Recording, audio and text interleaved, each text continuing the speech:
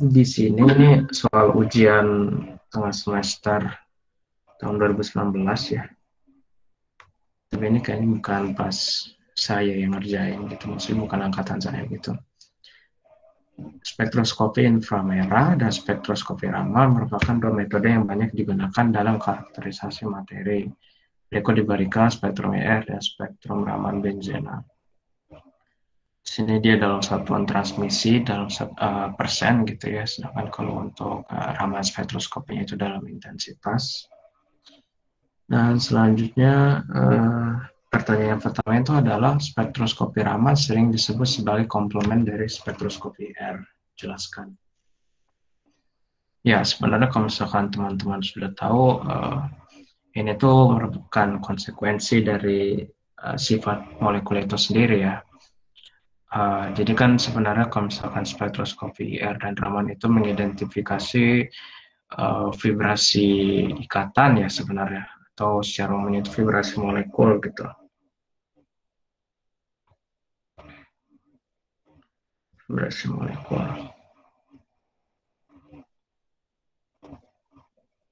Ya, vibrasi molekul. Jadi kenapa disebut sebagai komplement? Sebenarnya jawabannya itu ya sederhana, karena ada beberapa vibrasi ikatan yang tidak aktif IR, sedangkan aktif Raman, dalam artian di IR itu dia dapat terdeteksi gitu ya vibrasi molekulnya, sedangkan di Raman itu tidak. Gitu. Nah, kenapa bisa? Itu ada prasyaratnya ya kalau teman-teman masih ingat. Jadi suatu ikatan aktif IR itu kan kalau misalkan dia ini ya vibrasinya itu menyebabkan perubahan momen dipol ikatan. Sorry guys, ini saya nulisnya lama. Saya nulisnya di Altamio aja ya. Itu artinya perubahan momen dipol ikatan gitu. Sedangkan kalau aktif Raman itu vibrasinya menyebabkan adanya perubahan kebolehpolaran atau polarisabilitas gitu ya. Polarisabilitas itu apa? Jadi kemampuan suatu molekul itu untuk bisa terpolarisasi begitu. Perubahan polarisabilitas misalkan di sini delta P gitu ya. Maksudnya gimana? Kalau misalkan vibrasi aktif air itu misalkan ya contoh umum itu CO2 gitu lah ya, yang paling umum. Kalau misalkan vibrasinya itu stretching, ini kan arah momen dipolnya ke sana gitu ya. Ini arahnya ke sana gitu. Ini saya pakai notasi versi kimia. Kalau misalkan vibrasinya stretching, asimetrik gitu ya, atau simetrik ulur gitu. Ini ikatannya itu bakal lebih panjang gitu.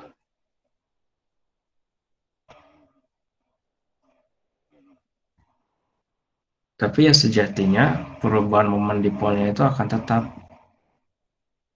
atau tidak terjadi perubahan momen dipol gitu. Kenapa? Karena ya di sini besarnya aja gitu yang berbeda. Tapi ya tetap aja apa namanya arahnya saling berlawanan sehingga ini saling menyiadakan begitu. Sehingga uh, vibrasi ini tidak menyebabkan perubahan momen dipol begitu. Akan tetapi ketika karbon dioksida ini mengalami stretching atau ulur, itu kan yang mulanya rapat elektronnya seperti ini gitu ya, anggaplah. Dan dia ketika mengalami penguluran itu berubah gitu, kerapatan elektronnya menjadi lebih besar gitu. Nah, artinya di sini tuh ada terjadi perubahan kebolehpolaran dari si karbon dioksida tersebut gitu, sehingga ketika diidentifikasi dengan spektroskopi Raman, vibrasi ini itu akan terdeteksi begitu. Sedangkan di spektroskopi R itu kemungkinan dia tidak akan terdeteksi. Kenapa? Karena tidak terjadi perubahan momen dipol ketika vibrasinya terjadi. Itu yang menyebabkan mengapa spektroskopi Raman disebut sebagai komplement dari spektroskopi R. Jelaskan tentang soal yang B, jelaskan tentang parameter sumbu X pada spektrum ER dan spektrum Raman di atas. Ini saya tapi naruhnya di samping, ya udahlah biarin. Di sini saya kurang paham apa pertanyaannya gitu, tapi mungkin maksudnya begini ya. Untuk soal yang B itu,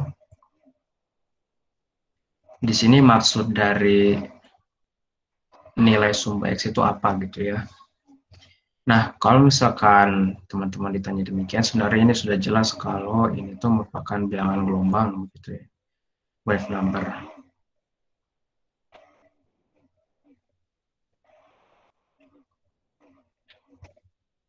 Yang secara langsung bisa berkaitan dengan frekuensi vibrasi dari ikatan tertentu. Itu sebabnya kenapa spektroskopi IR itu digunakan untuk mengkarakterisasi fungsi begitu ya, salah satunya. Karena sumbu X ini bersesuaian dengan energi vibrasi dari masing-masing ikatan tersebut. Vibrasi. Ini saya tulis VIP aja ya. Adapun hubungan antara bilangan gelombang dan frekuensi itu, teman-teman juga sudah tahu gitu ya. Nu per C itu, dengan Nu itu merupakan frekuensi.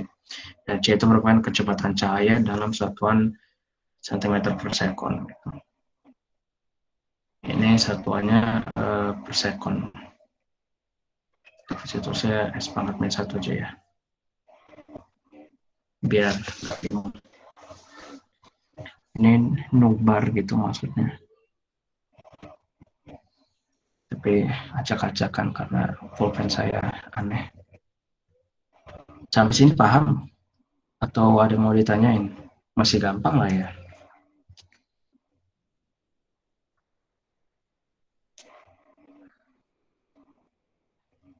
Oke.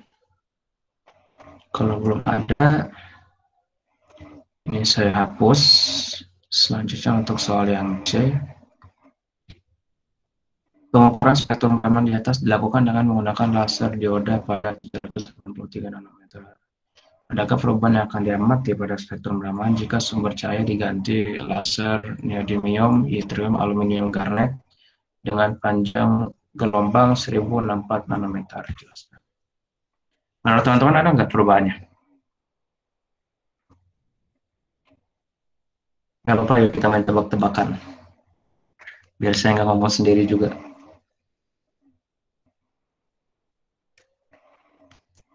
Ini saya keputus apa? Enggak kan ya?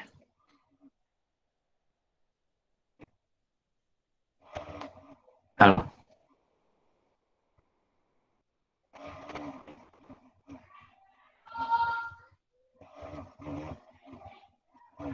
Halo?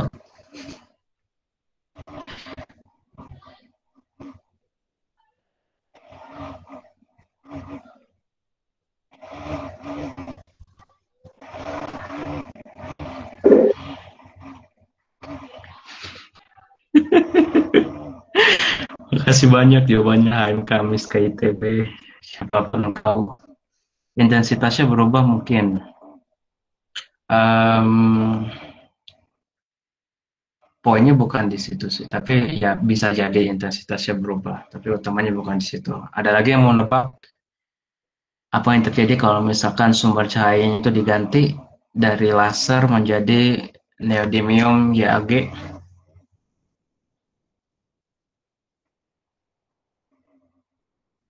Nggak apa-apa guys, jangan takut salah daripada salah di ujian. Ntar. Kita kan sama-sama diskusi. Saya juga agak-agak lupa. Tapi ayo kita diskusi.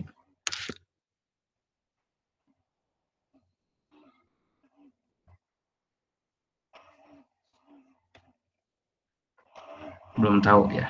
Ya udah saya asumsikan ini ya.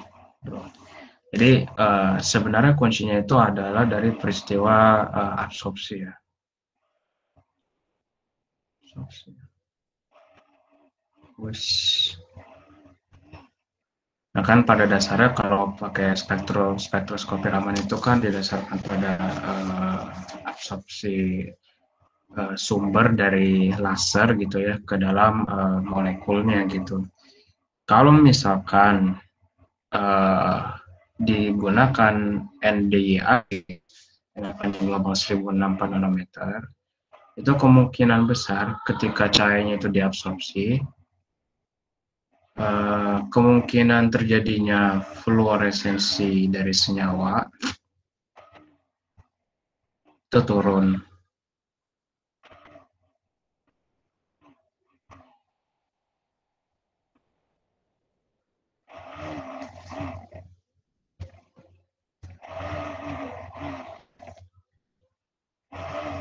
Kecil. Nah, kenapa bisa? Jadi kan pada prinsipnya kalau spektroskopi Raman itu sinarnya itu kan diperoleh dengan scattering ke keadaan ini ya, apa itu namanya? Apa namanya guys? Saya lupa nama keadaannya. Ya keadaan semu lah bilangnya ya, pseudostat gitu. Dia dieksitasi ke keadaan semu yang sebenarnya itu nggak ada gitu ya. Kemudian turun lagi gitu kan.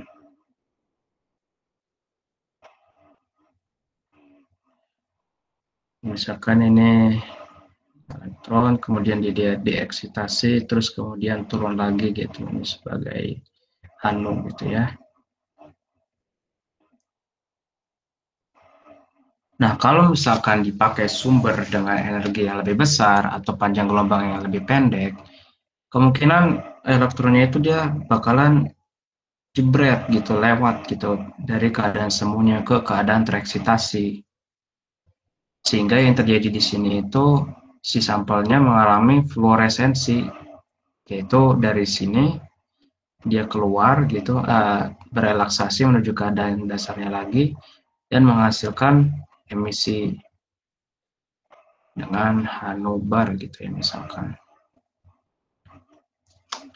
Itu yang terjadi kalau misalkan sumber yang digunakan itu memiliki energi yang lebih tinggi dibandingkan keadaan semu, atau panjang gelombang sumbernya itu lebih pendek gitu ya. Nah, kalau misalkan digunakan panjang gelombang yang lebih panjang atau energi yang lebih rendah, maka kemungkinan sampelnya itu nggak bakalan terjadi demikian gitu, nggak bakalan terjadi yang namanya fluoresensi. Jadi pas sampelnya tereksitasi oleh sumber, itu ya dia bakalan nyampe ke keadaan semu aja, tingkat energi semu gitu, dan kemudian berelaksasi kembali. Jadi kontribusi fluoresensi dari keadaan tereksitasi sampel tersebut itu dapat diminimalkan. Kurang lebih seperti itu sih alasannya.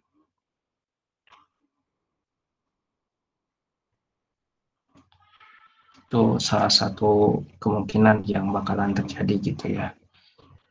Nah, selanjutnya untuk yang D, vibrasi ulur CH pada benzena memberikan puncak pada bilangan gelombang lebih dari 3000 cm per 1 gitu ya.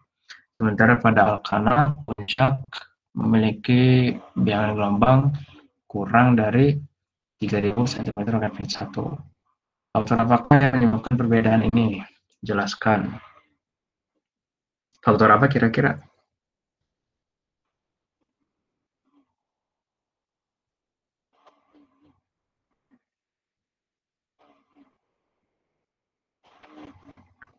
Yang membedakan antara benzena sama alkana?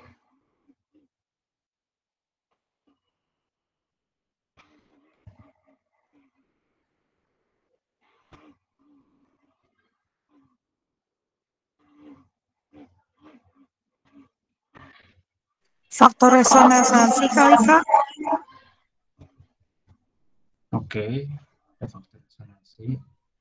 Tapi sebenarnya kalau faktor resonansi itu kan berkaitan sama ini ya, elektron begitu. Sedangkan kalau vibrasi ya berkaitan sama ikatannya gitu. Tapi ya lebih cukup mendekati lah apa alasannya gitu ya. Jadi kenapa bisa beda gitu? Ya benar Fahri. Ada hibridisasi gitu ya di dalam benzena yang menyebabkan dalam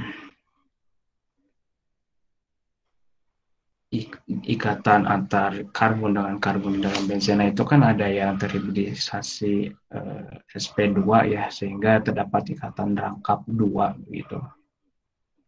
Dan kalau misalkan diingat-ingat lagi, frekuensi vibrasi itu kan dinyatakan ini ya 1/2pi itu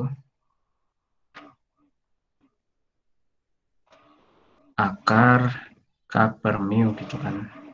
Masih ingat kan teman-teman persamaan ini? Dengan K itu merupakan ini ya spring constant gitu, atau vibration constant gitu, atau tetapan pegas dari ikatan gitu. Mu itu merupakan massa tereduksi. Nah, ketika di dalam benzena ini kan ikatan CH-nya ya. Karbon itu dia sudah berikatan rangkap dengan karbon yang lain gitu.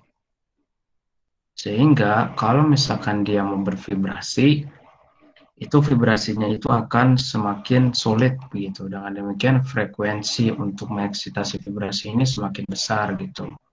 Volume itu semakin besar. Dan ini mempengaruhi vibrasi ikatan si CH-nya juga begitu. Kenapa? Karena di sini kan tadi udah si karbon di sini udah berikatan rangkap dengan yang ini gitu ya. Yang karbon di sini sudah berikatan rangkap dengan karbon yang ini gitu. Kalau misalkan vibrasinya di sini makin sulit gitu akibat ikatan rangkap, maka di sini juga seharusnya dia vibrasinya itu nggak bisa terlalu bebas begitu. Dan vibrasinya artinya juga semakin sulit, sehingga frekuensi vibrasinya itu juga akan semakin besar. Salah logo, salah simbol, apaan sih? Vibrasinya semakin besar. Ya kalau teman-teman masih ingat ya, tetapan pegas untuk ikatan rangkap itu kan lebih besar gitu ya dibandingkan dengan yang ikatan rangkap.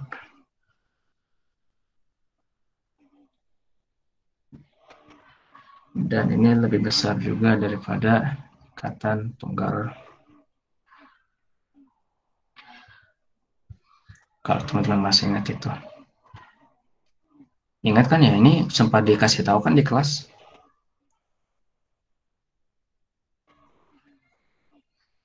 Oke, saya kalau ada respon saya asumsikan sudah dikasih tahu ya. Nah, kalau misalkan di alkana itu kan tidak ada ya apa namanya istilahnya ikatan rangkap seperti ini gitu, sehingga misalkan lah gitu. Ini 1 2 3 4 5 pentana. Itu ikatan CH-nya itu lebih mudah bervibrasi gitu karena dia lebih bebas. Nggak ada hambatan keberadaan ikatan rangkap begitu ya. Sehingga bilangan gelombangnya itu akan lebih sedikit gitu atau lebih kecil. Dalam soal ini itu dia bilangnya lebih kecil daripada 3000 cm pangkatnya 1 gitu ya.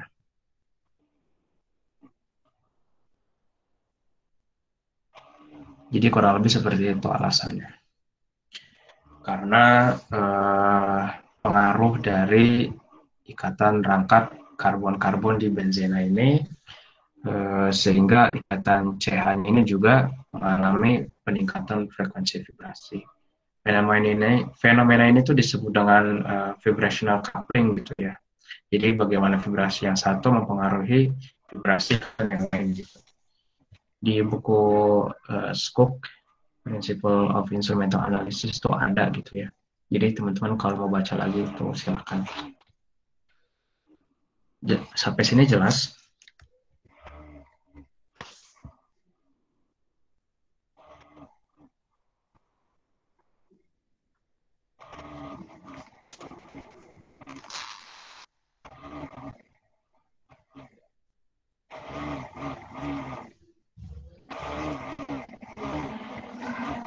Oke. kalau ada respon saya solusikan jelas ya. Tapi kalau ada pertanyaan langsung interupsi aja. Dan ya saya nggak menyesatkan gitu dan teman-teman nggak merasa disesatkan.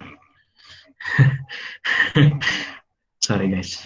Oke. Nah soal yang pada rentang 1650 sampai 2000 cm per 1 spektrum IR terdapat puncak overtone vibrasi tekuk CH. Apa yang dimaksud dengan puncak overtone? Apa itu puncak overtone? Ada yang mau coba jawab?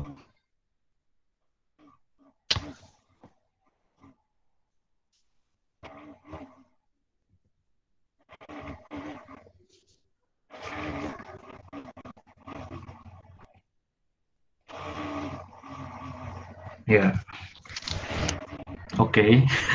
Puncak overtone itu adalah puncak yang muncul akibat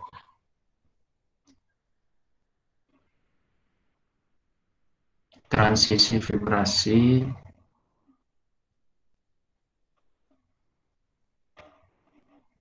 ini menurut definisi saya ya.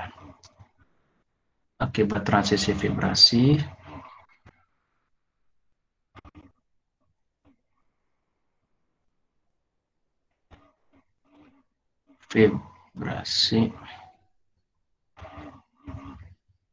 yang melampaui aturan seleksi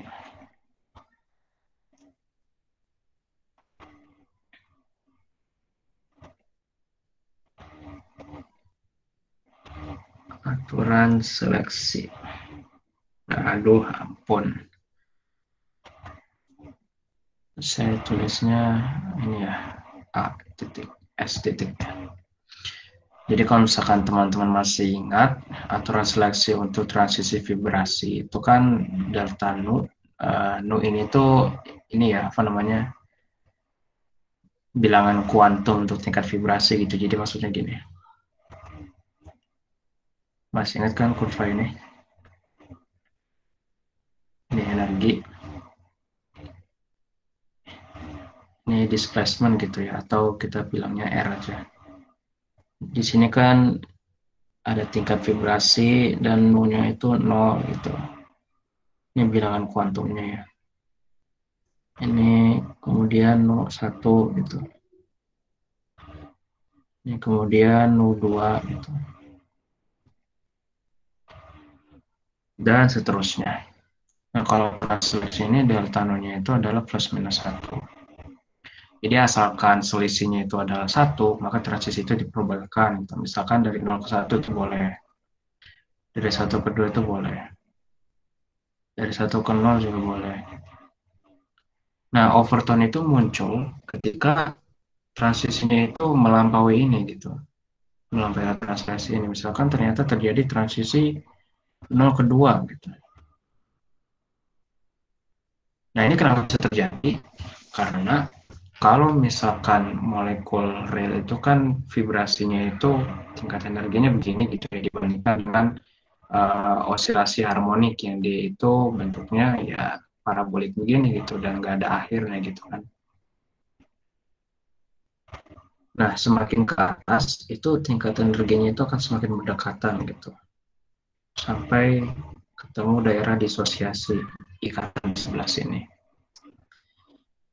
Sehingga ketika tingkat energinya itu semakin sempit ke atas gitu, maka transisi ini itu jadi mungkin terjadi gitu karena selisih energinya jadi nggak terlalu besar. Dengan demikian bisa terjadi transisi yang melampaui aturan seleksi ini dan menyebabkan terbentuknya puncak overtone. Yang dalam hal ini itu ada di 1650 sampai 2000.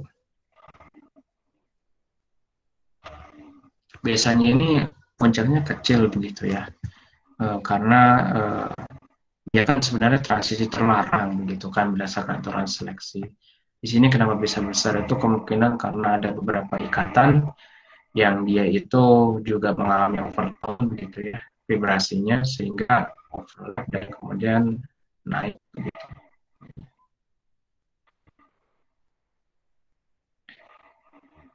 Kurang lebih seperti itu untuk yang P. Sejauh ini ada pertanyaan?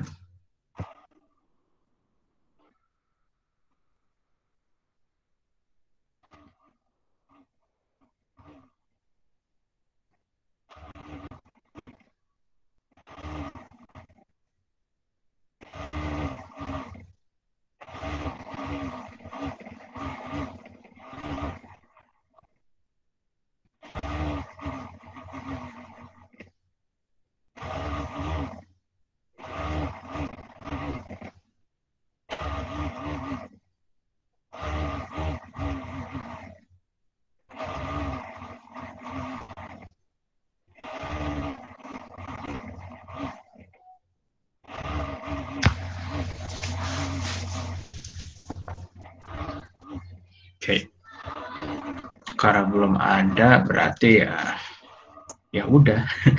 Oke, sebentar ya, saya stop share screen dulu, kemudian ke soal berikutnya ya.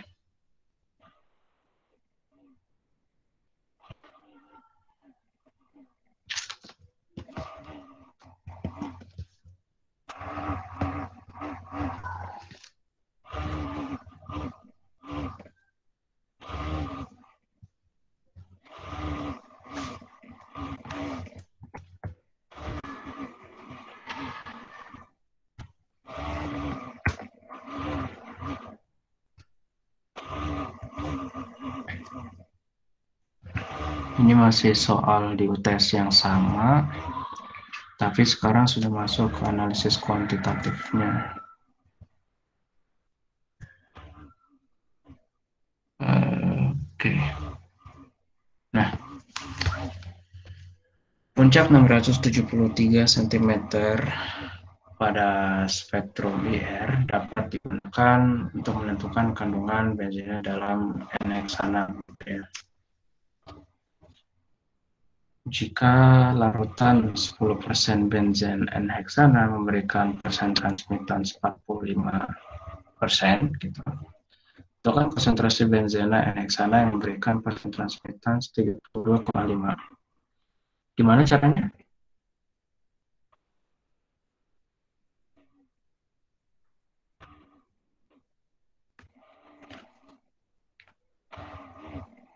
Ya, saya tunggu.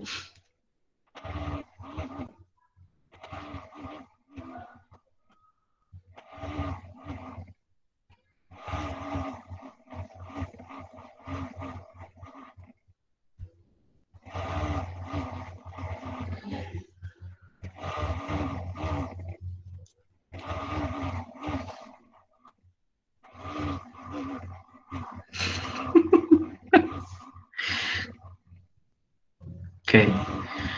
Oke. Sebenarnya kan kalau misalkan kayak begini kan kita sudah bahas dari tadi kalau spektrum IR itu berkaitan dengan peristiwa penyerapan gitu kan, absorpsi. Ya asumsikan saja kalau misalkan penyerapannya itu, ini asumsi ya. Tulisannya jelek banget ya Allah. Asumsi penyerapan mengikuti hukum Lambert-Beer.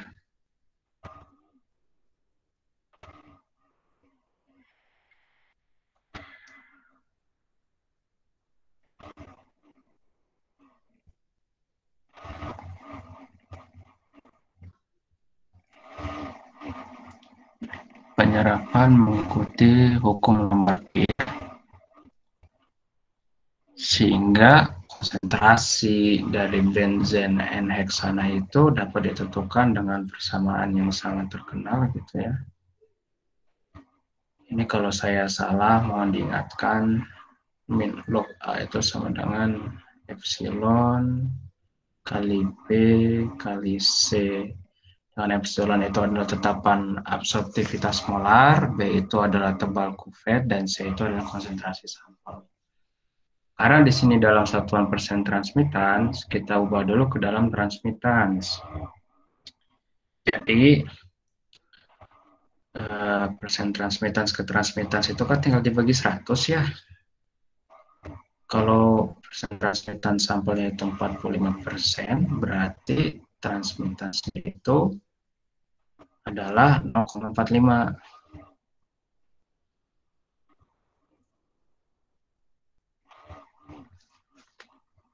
Nah, kan kita tahu juga kalau misalkan absorbansi dan transmitasi itu saling berbanding terbalik ya. Seperti gitu. Sehingga kalau kita masukkan ke persamaan ini, kita akan peroleh log 1 per 0,45 gitu.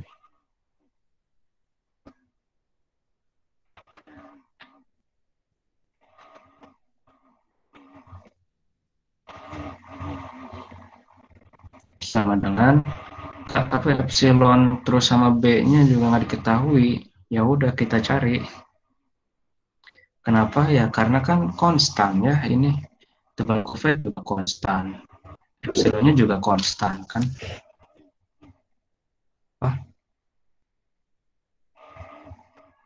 Min log T per 100 sama dengan C. Ya.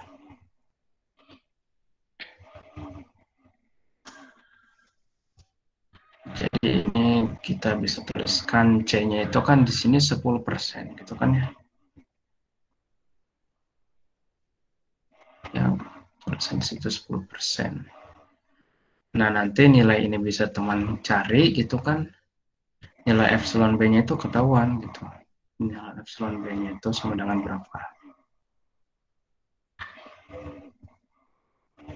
Nah, kalau udah, ya udah kalau misalkan nilainya ini udah ketahuan karena ini nilainya konstan, bisa kita masukin ke cara yang sama gitu untuk menentukan konsentrasi yang memberikan persen transmitasnya itu adalah 32,5.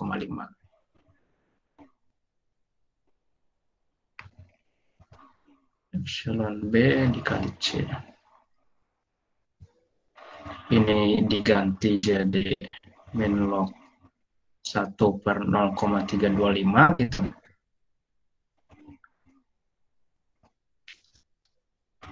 Tiga dua lima ini bukan pangkat ya, ini kurung gitu loh. Sama dengan epsilon B-nya tadi udah tahu dari sini, tinggal C-nya yang dicari.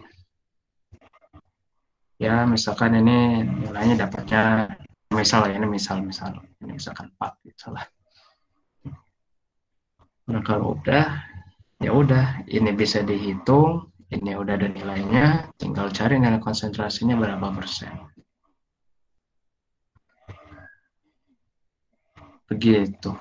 Atau ya kalau mau cepat, biar nggak usah masukin 2 kali begini, tinggal bandingin aja sih. Misalkan log A1 gitu ya.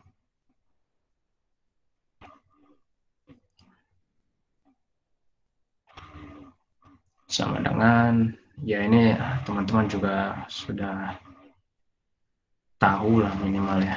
EB konsentrasi 1 dibandingkan gitu. Log A2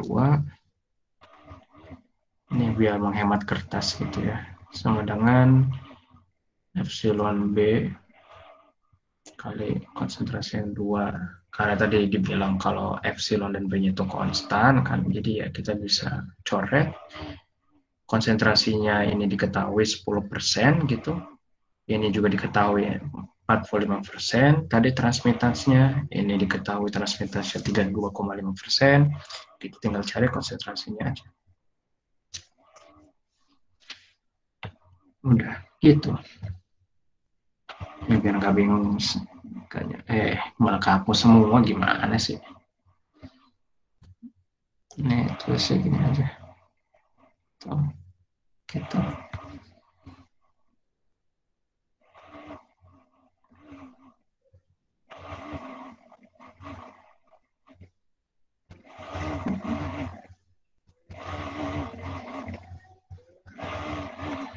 Seperti itu untuk soal yang ini, cara penyelesaiannya. Ada yang mau bertanya, K ini 673 cm per satunya itu buat apa? Itu hanya sekadar informasi gitu ya, karena spektrum IR itu cukup kurang reliable gitu untuk dijadikan analisis kuantitatif. Jadi makanya kadang puncak-puncak yang intensitasnya tinggi aja gitu yang dijadikan referensi untuk menentukan absorbansi suatu sampel yang menyerap radiasi IR gitu. Tapi itu pun juga berisiko gitu ya. Kenapa? Karena puncak yang tinggi itu belum tentu dia mewakili satu puncak aja gitu. Misalkan gini gitu ya. Gitu. Ya bisa jadi di sini itu ternyata sebenarnya ada dua puncak tapi overlap gitu. Kan ternyata sebenarnya begini gitu. Berarti kan dia kurang reliable gitu ya kalau dijadikan sebagai acuan untuk menentukan absorbansi atau konsentrasi sampel begitu kan. Jadi 673 ini hanya sekadar informasi. Oke, ada pertanyaan?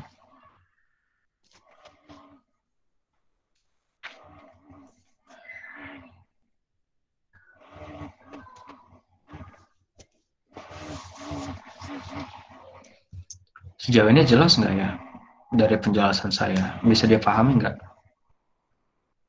Kalau mau diulang ya silakan aja gitu. Soalnya saya agak bingung juga nih, ini teman-teman dari tadi diam.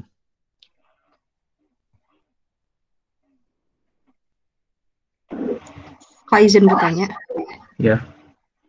Itu tuh min log A tuh atau harusnya A sama dengan epsilon kali BC, Kak? Ya kan benar kan?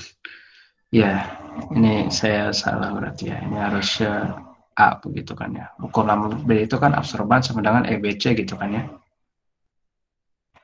Berarti ini nggak perlu pakai main log.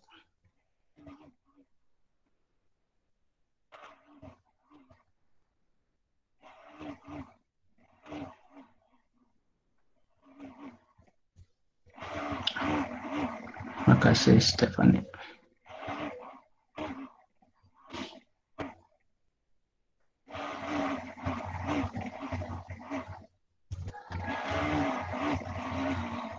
Tuh.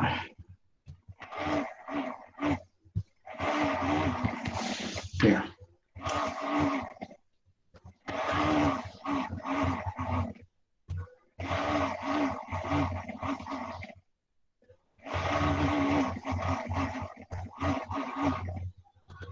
Ya, yang benar itu nggak pakai main log ya. Cuma kalau misalkan persamaan lain itu.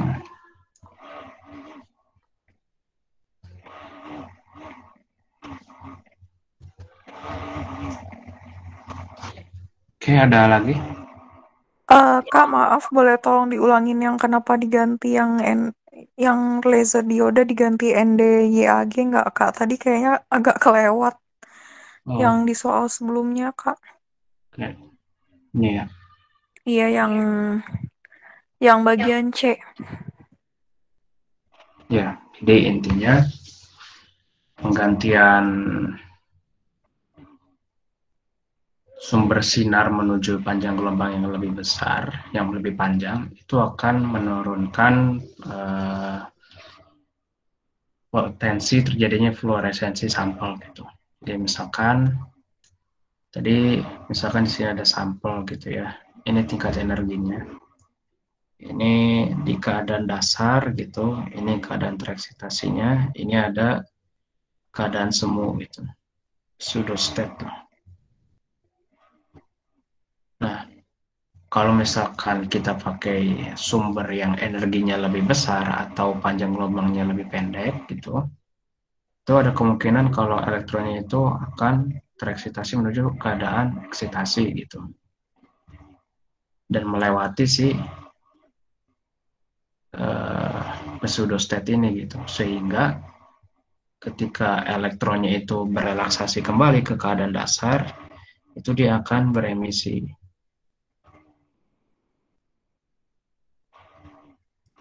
dengan energi Hanu gitu ya. Nah, tapi kalau misalkan digunakan sumber yang energinya itu lebih rendah atau panjang gelombangnya lebih panjang, peristiwa tersebut itu kemungkinan nggak akan terjadi atau potensinya itu kecil lah terjadinya. Jadi peristiwa Raman scattering biasa itu teramati gitu. Dan nanti kalau di spektrum, kalau misalkan ada efek fluoresensi, itu tuh dia bakal menggunung begini. Gitu.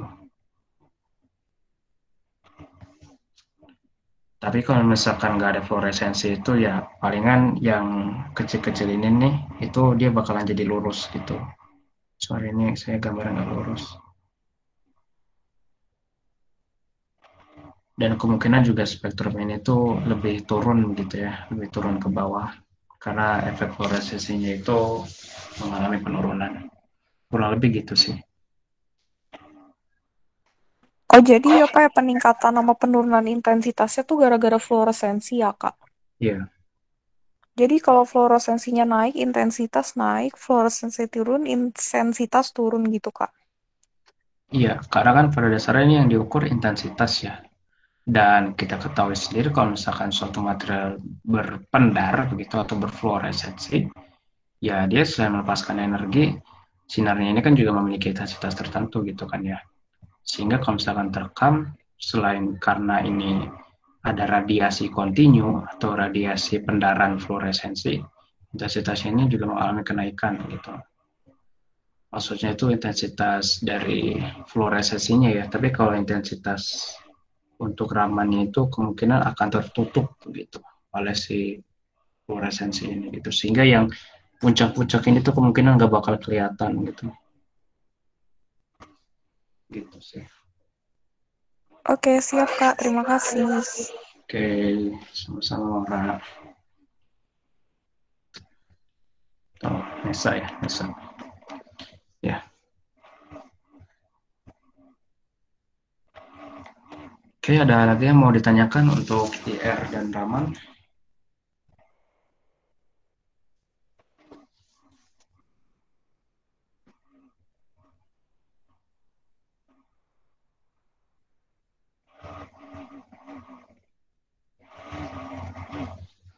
Oke, kalau belum ada, saya mohon izin untuk nambahin soal dulu ya.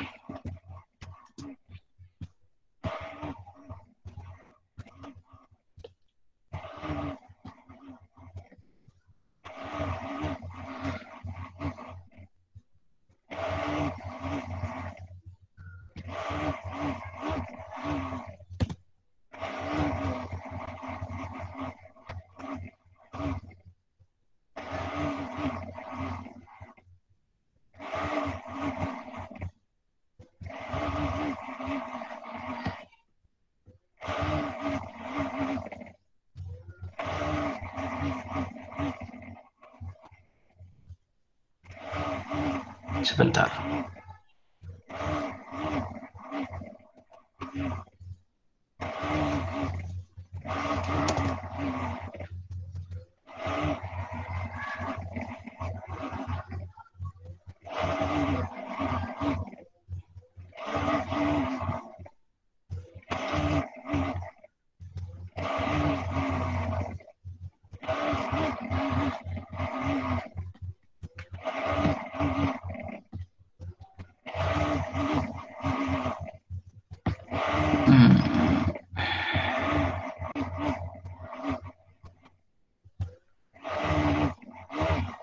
Ini dipotong aja dulu sebentar. Ya, segini dulu aja. Jadi lanjut lagi. Ini terkait turbidimetri sama nevelometri. Tapi kalau teman-teman ada pertanyaan terkait IR dan Raman lagi, ya boleh aja. Nah, nomor 2 itu selain Raman, metode yang didasarkan pada fenomena hamburan adalah turbidimetri dan nevelometri. Apakah proses hamburan yang terjadi pada ketiga metode tersebut sama? Jelaskan. Kayaknya kalau misalkan saya boleh berbagi slide, ya, saya juga udah nyiapin slide sebenarnya terkait.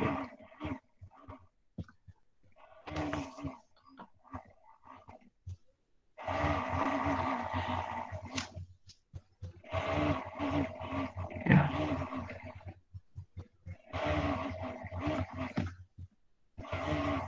gimana kalau menurut teman-teman konsep dari ketiga hamburan ini?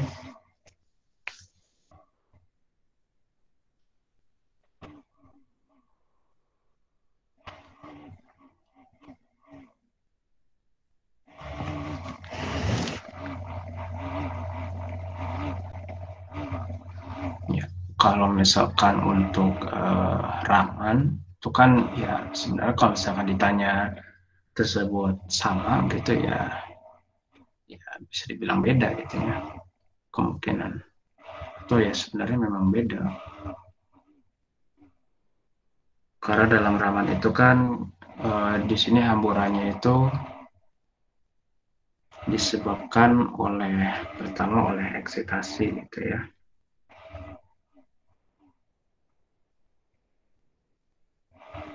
Aduh, sorry. Prinsipnya itu sebenarnya sama gitu. Jadi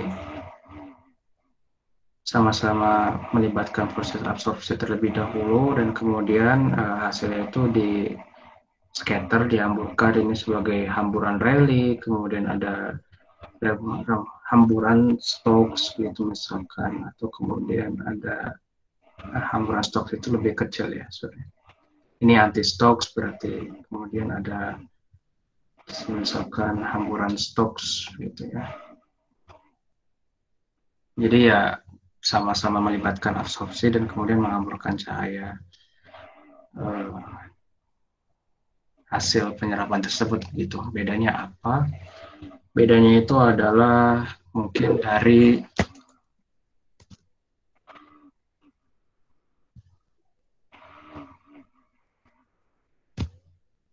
ya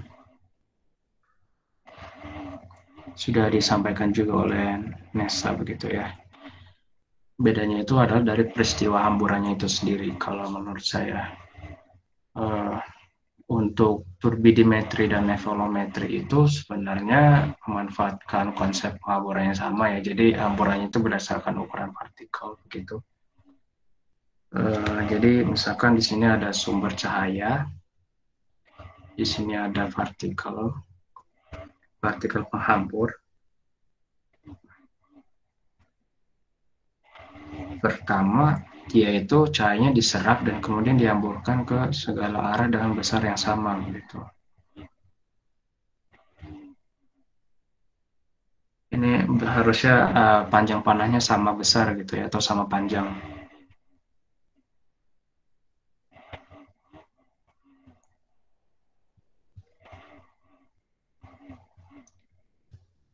Sedangkan kan kalau tadi di peristiwa hamburan Raman, itu hamburannya itu belum tentu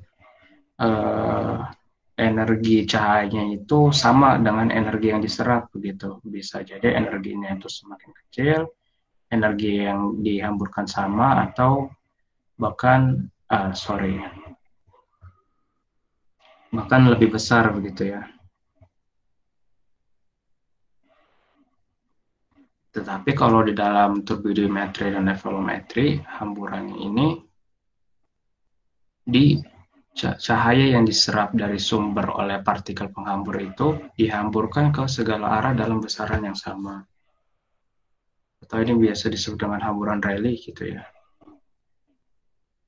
Bilangnya tuh.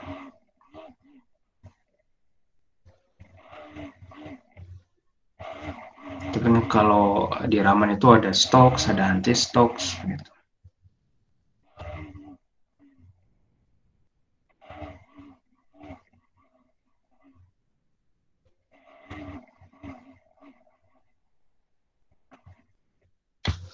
Ya, jadi ya bisa dibilang kalau proses hamburannya itu kurang lebih sama, tetapi hasil penghamburannya itu bisa beda begitu kalau dari metode tersebut. Dan ini juga lebih dipengaruhi oleh ukuran partikel begitu ya. Kalau untuk hamburan nevelometri dan turbidimetri itu. Nah, selanjutnya pengukuran turbidimetri biasa dilakukan dengan spektrofotometer untuk mengukur absorpsi. Apakah turbidimetri dapat digunakan untuk analisis kualitatif? Jelaskan. Bagaimana menurut teman-teman?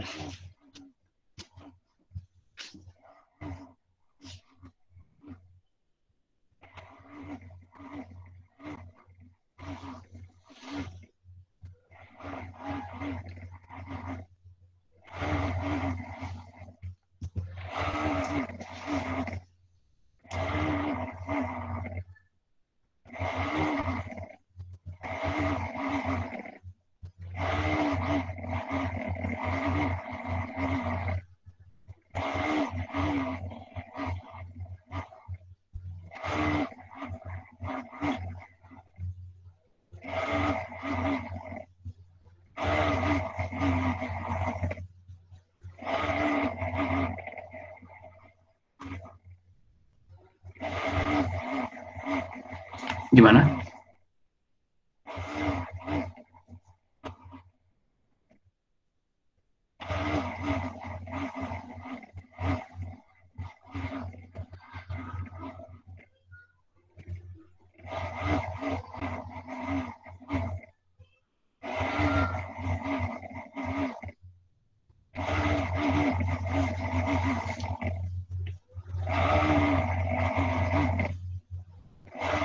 Jawabannya ya bisa ya. Jadi kan sebenarnya kalau turbidimetri itu akan tadi kasus yang melibatkan proses penghamburan dan juga proses penyerapan gitu dan juga proses penghamburan. Ya sama aja ketika teman-teman mengukur spektroskopi UV vis begitu ya. Sebenarnya kalau mengukur turbidimetri pakai spektroskopi UV vis itu ya bisa juga begitu. Asalkan yang diukur atau detektornya itu khusus untuk mengukur transmitan sebagai akibat dari hamburan cahaya ini gitu. Jadi ya kalau misalkan diminta analisis kualitatif dengan metode turbidimetri, kalau menurut saya sih bisa aja. Gitu. Karena pada dasarnya tadi kan melibatkan proses absorpsi, yang absorpsinya itu kan untuk setiap partikel itu karakteristik gitu ya, atau ya setiap partikel punya puncak serapannya masing-masing begitu. Dan itu bisa digunakan untuk analisis kualitatif terkait partikel apa gitu yang menyebabkan penghamburan dari cahaya yang dikeluarkan oleh sumber. Kurang lebih seperti itu. WHO menyarankan pengukuran kekeruhan air menggunakan turbidimeter. Sedangkan metode 180.1 dari EPA menyarankan penggunaan nevelometer. Apakah keduanya berbeda? Jelaskan. Keduanya sama apa beda?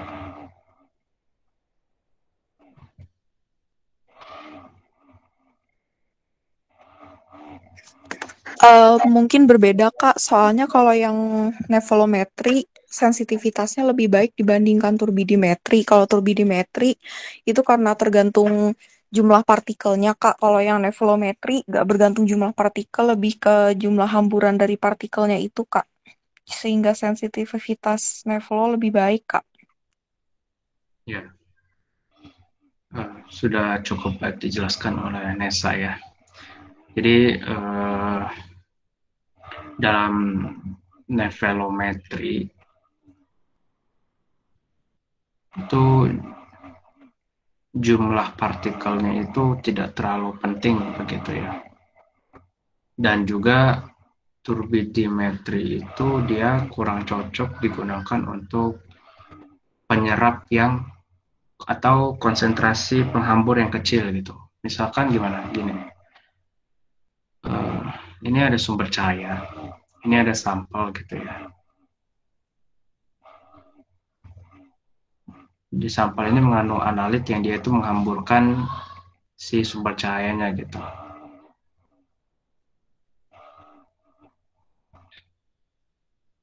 Anggaplah begitu ya. Nah ini kan berarti kalau misalkan udah keluar dari sampel itu kan intensitas sumbernya berkurang ya. Atau biasanya kita mengukur transmitansinya gitu. Ini T0, gitu misalkan ini T sampel. Itu T yang diteruskan gitu ya. Nah, kalau konsentrasi penghampurnya kecil atau jumlah partikel penghambur itu sedikit, artinya apa? Berarti kan ada kemungkinan cahaya itu yang tidak dihamburkan gitu kan. Sehingga yang keluar itu kemungkinan akan mirip gitu cahayanya. Dan transmitasinya ini bisa mendekati T0.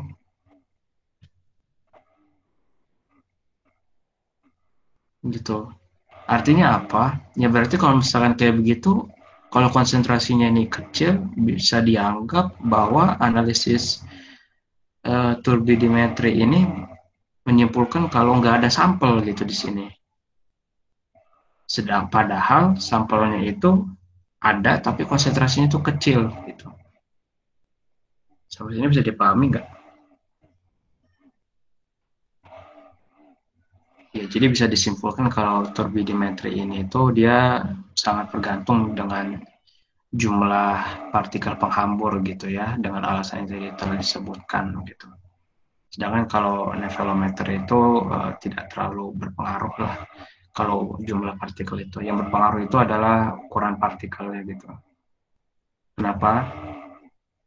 Karena kalau ukuran partikelnya itu semakin besar, hamburannya itu bisa berubah-ubah gitu. Hasil hamburannya. Kenapa bisa? Karena ada peristiwa interferensi konstruktif dan destruktif gitu ya selama cahaya ini dihamburkan. Jadi misalkan ke arah sini ada yang hamburannya itu gede begitu. Tapi di sini ada hamburannya itu kecil. Ya. Dan kita tahu kalau misalkan nevelometer itu kan detektornya itu tegak lurus sama sinar ya, misalkan di sini gitu. Kalau misalkan ternyata di ukuran 90 derajat dari sumber sinar itu hamburannya itu kebetulan lagi gede, itu ya dianggapnya kalau sampelnya itu konsentrasinya banyak gitu. Tapi kalau ternyata kebetulan nyampenya hamburannya kecil gitu ya, ya berarti disimpulkan kalau konsentrasi sampelnya itu sedikit gitu. Jadi nggak konsisten gitu. Gitu. Jadi ini kebergantungan sama ukuran partikel menghambur. Kalau ini kebergantungannya itu dengan jumlah partikelnya. Sini JML gitu ya. Ini size.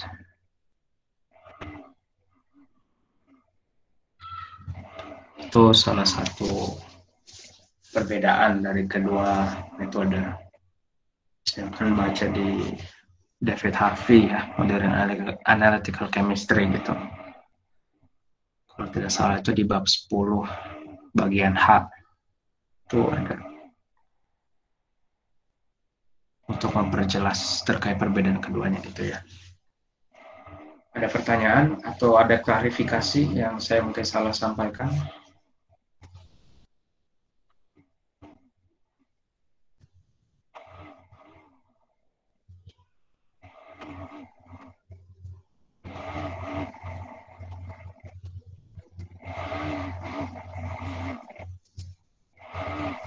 Tampaknya belum ada ya. Semoga itu artinya teman-teman cukup paham dengan penjelasan saya. Oke, saya stop share dulu sebentar dan izinkan mengganti soal ya.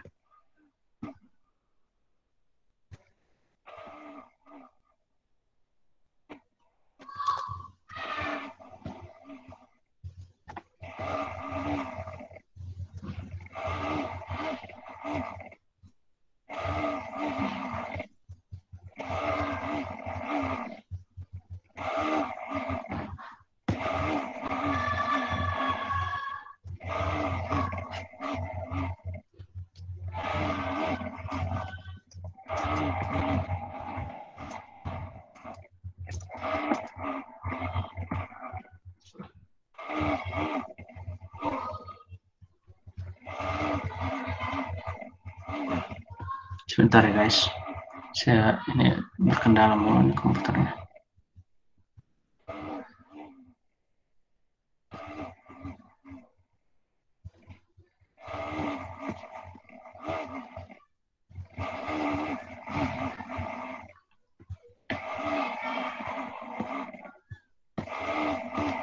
Ups, belum di slideshow.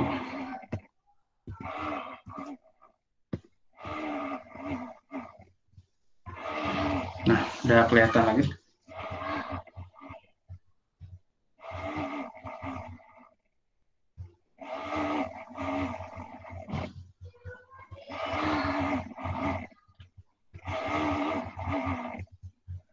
Udah ya. Oke. Nomor yang D. WHO mensyaratkan kekeruhan kurang dari 5 NTU untuk air minum. Metode manakah dari bagian C yang akan memberikan hasil lebih baik? Ayo. NTU itu apa sih? NTU itu bukan Nanyang Technological University ya. Ini tuh Nevelometric Turbidity Unit atau satuan kekeruhan lah, bisa dibilang turbidity unit gitu ya. Sebenarnya dari namanya juga udah ketahuan gitu. Jadi metode yang tepat apa? Turbidi atau nevelometri? Atau turbinevelometri? Ada ya emang? Nggak tahu.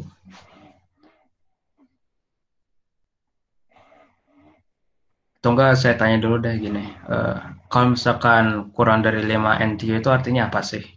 Air minumnya tuh.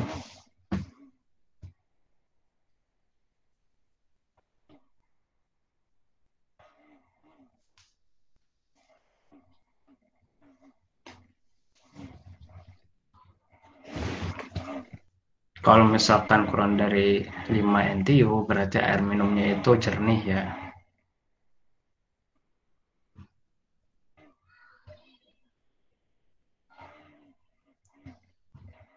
Kalau misalkan lebih apa ya NTU-nya besar gitu loh.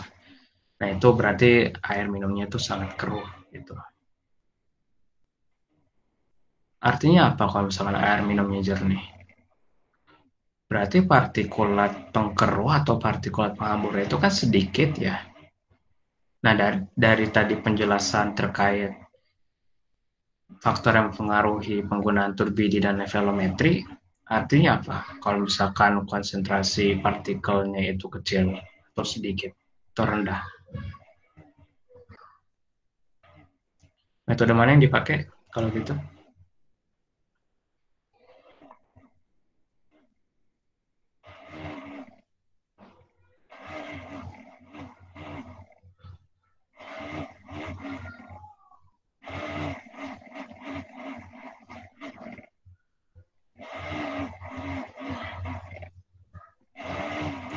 Nevelo, Kak. Iya, pakainya nevelometri ya.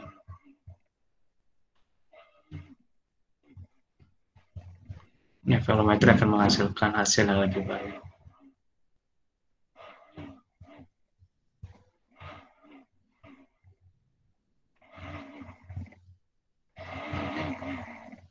Kenapa? Lagi-lagi saya ingatkan kalau misalkan turbidimetri konsentrasinya itu terlalu kecil,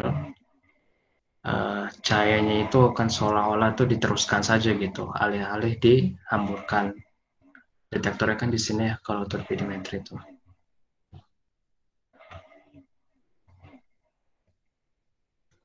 Ini sumber sinarnya gitu. Saya gambar apa itu nggak tahu. Ini sampelnya. Kalau misalkan penghambur itu kecil, ya ada kemungkinan kalau cahaya yang dihamburkannya itu sedikit gitu sehingga detektor itu menganggap kalau cahayanya ya diteruskan dan bukan dihamburkan, sehingga nanti hasilnya itu terlalu rendah gitu konsentrasi si penghambur ini, kayak begitu. Itu untuk yang D ya. Ini untuk yang E.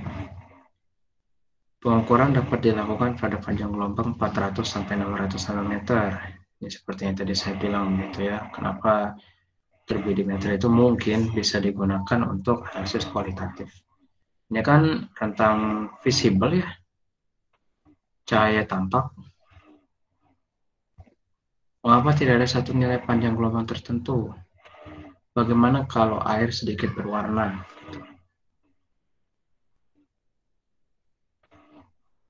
Kenapa tidak ada satu nilai panjang gelombang tertentu? BTW.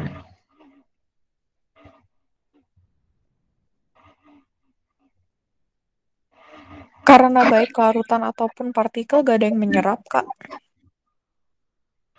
Ya, tapi di sini dibilang pengukuran dapat dilakukan pada panjang gelombang segini. Berarti kan harusnya ada yang menyerap dan dihamburkan dong.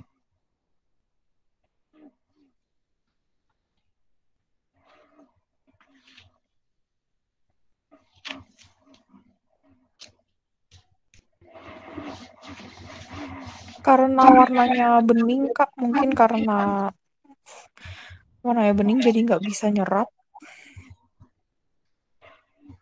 Oke. Kalau misalkan air keruh itu kira-kira warnanya bening nggak ya? Menurut saya nampaknya enggak ya. Air keruh biasanya apa ya, kalau nggak dia warnanya putih keruh, bisa macem-macem, Kak. Iya kan?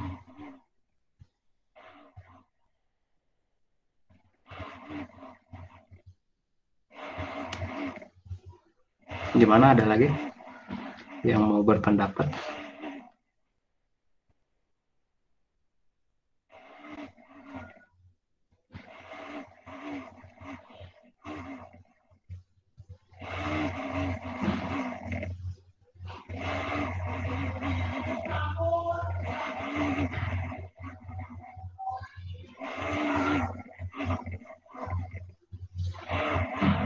Ya, kalau menurut saya ya, kenapa tidak ada satu nilai panjang gelombang tertentu? Kalau menurut saya, itu karena kita tidak mengetahui partikel pengamburnya itu apa. Kan kalau misalkan setiap material atau senyawa begitu ya,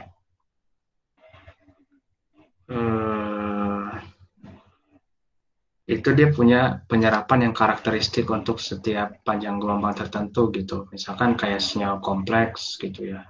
Dia itu kan dia bisa menyerap di panjang gelombang tertentu begitu yang intensitasnya tinggi gitu. Sedangkan mungkin saja untuk partikel penghambur ini itu ya nggak tahu apa namanya, ada apa saja gitu, dan mungkin saja itu bisa diserap di mana, di rentang panjang gelombang apapun gitu dalam rentang ini gitu, ngerti nggak maksudnya? Dan faktor yang lainnya itu juga tadi sudah disebutkan sih sebenarnya ya. Bisa jadi memang tidak ada peristiwa absorpsi di sini di 400 sampai 600 nanometer ini. Peristiwa absorpsi dari partikel penghamburnya itu nggak ada, sehingga yang hanya dominan itu hanyalah peristiwa scattering begitu. Jadi kayak misalkan ukuran partikelnya itu besar gitu ya, panjang gelombangnya itu ditetapkan pada rentang 400 sampai 600 nanometer. Nah ini harapannya itu tidak ada hamburan, tidak ada penyerapan gitu, sehingga pengurangan intensitas cahaya datang itu murni hanya berasal dari penghamburan saja dan bukan absorpsi. Itu sebabnya tidak ada nilai panjang gelombang tertentu ya. Tadi alasan yang kedua itu nampaknya lebih bisa diterima daripada alasan pertama yang saya sampaikan gitu ya. Kurang lebih seperti itu. Nah, bagaimana kalau air sedikit berwarna? Kalau misalkan air sedikit berwarna, seharusnya sudah bisa ditebak apa yang terjadi gitu ya. Kalau misalkan sedikit berwarna, berarti ada cahaya yang diserap dalam rentang ini.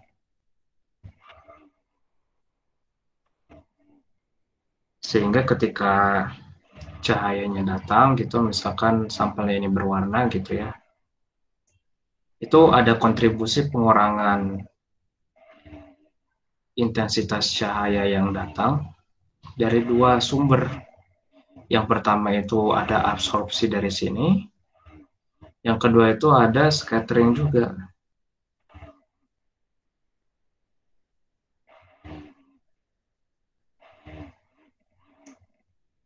Nah, kalau misalkan begitu kan berarti intensitas yang keluar ini, IS ini, D itu kan akan lebih kecil dari yang seharusnya begitu ya. Yang seharusnya itu maksudnya yang hanya diperoleh kalau misalkan hanya hamburan saja yang terjadi di sini gitu. Sehingga nanti diasumsikan kalau hasilnya itu konsentrasinya itu sangat tinggi gitu. Padahal pada dasarnya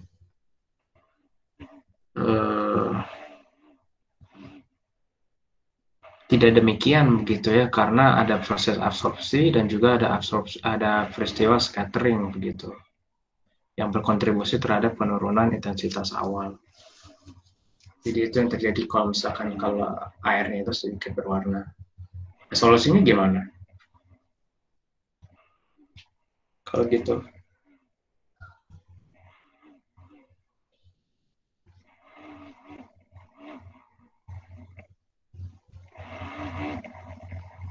Ya entah diganti panjang gelombangnya, rentang panjang gelombangnya, atau ya airnya di ini dulu ya, dijernihkan. Tapi kayak kemungkinan besar yang diterapkan itu adalah mengganti panjang gelombang yang tidak diserap oleh si air ini begitu.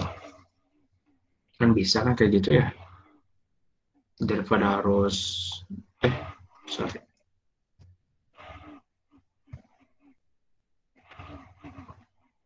daripada harus menjernihkan airnya dulu begitu. Sebentar.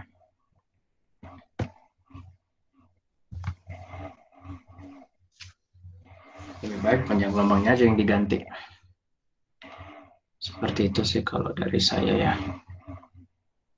Selanjutnya, metode turbidimetri sering digunakan untuk menentukan kadar sulfat dalam air.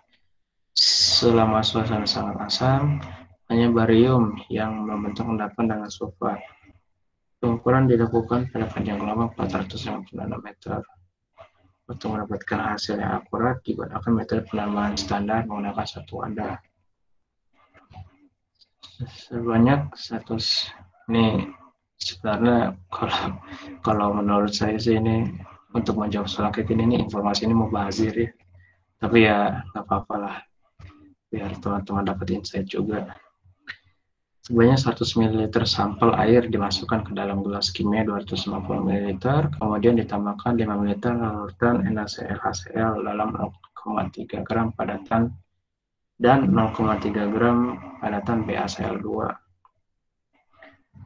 Setelah pengadukan, larutan diukur persen transmitannya.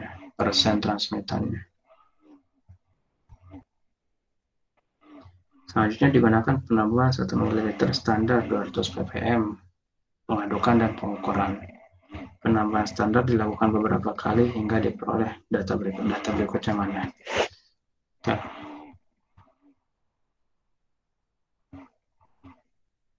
Data berikutnya hilang. Oh, ini dia ada.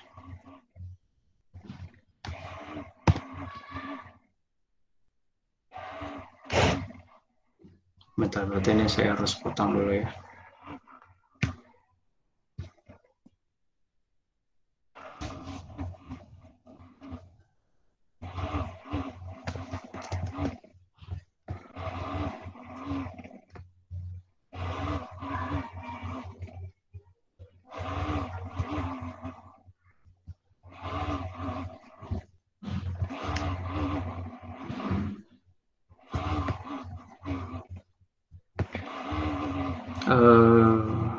Tadi soalnya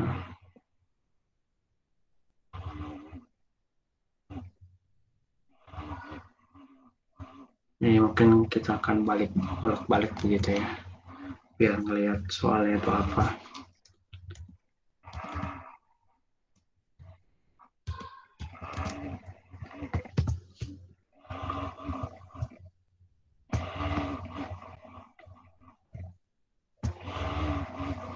Nah, ini datanya, volume total lautan standar yang telah ditambahkan. Ini lautan standarnya 87, 81, transmitasi segitu, volume standarnya juga dituliskan. Yang ditanya itu adalah tentukan konsentrasi sulfatnya.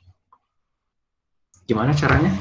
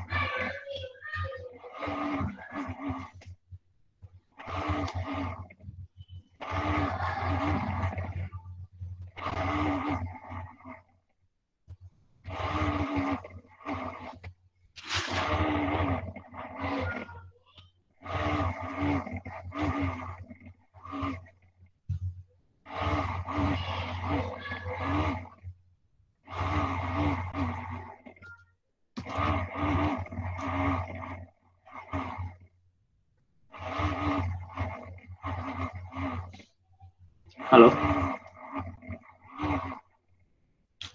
Ada yang mau coba jawab? Nanti saya bantu tulisin.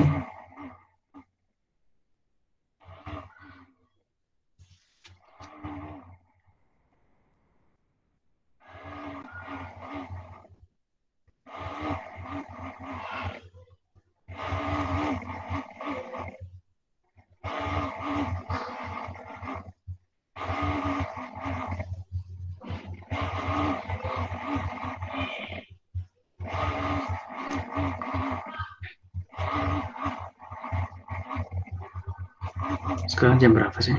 Oh, 2.24 ya.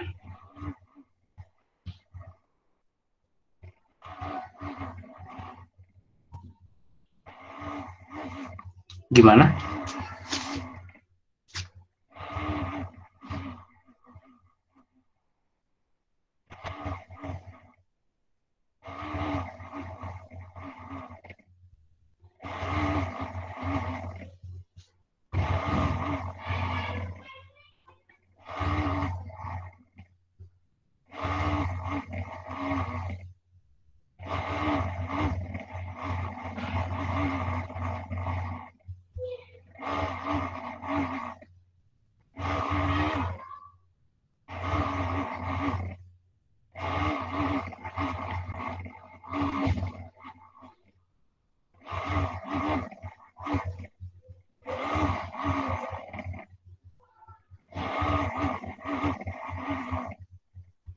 Oke. Karena belum ada, ya udahlah kita. Maaf, itu kayaknya harusnya ada standar. Oh ya, udah ada. Iya, ada. Ya. Pakai rumus ini, Kak. A sama dengan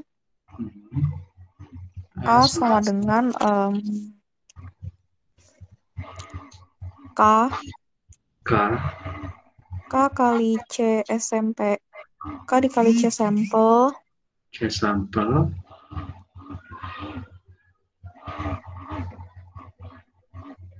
Dikali V sampel.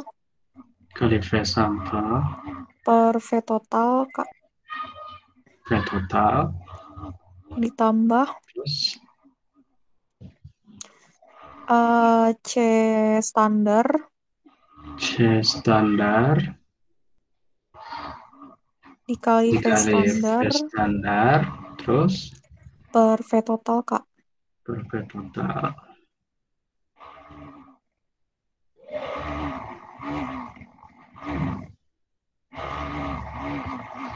Habis itu diapain?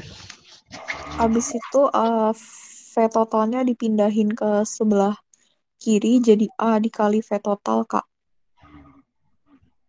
A dikali V total, terus? Sama dengan? Oke. Sama dengan? K dikali C sampel kali V sampel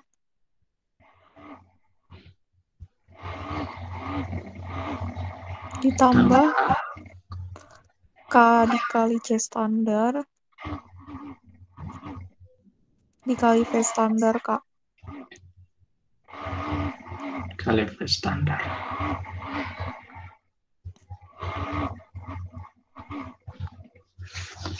Udah.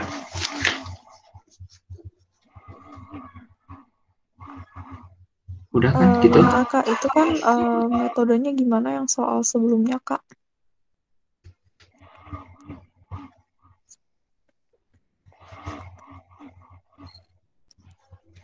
Kalau dia penambahan standar tuh pakai volume terkoreksi, Kak.